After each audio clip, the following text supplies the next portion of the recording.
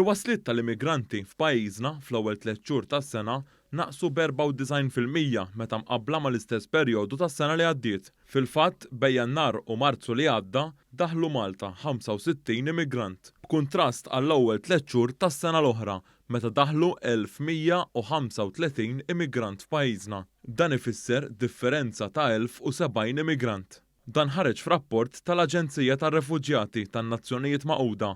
Il-Ministru għall-Intern Byron Camilleri semma kemm kienet kruċjali l-ħidma kontinwa tal-Gvern f'dan il-qasam. Dan ma wasalx b'kombinazzjoni, dan sar għaliex bħala Gvern Malti ħdimna mill-viċin ħafna kemm mal-Gvern Libjan u anke mal-awtoritajiet Libjani sabiex naraw illi jiġu miġġielda l-kontrabandisti tal-bnedmin.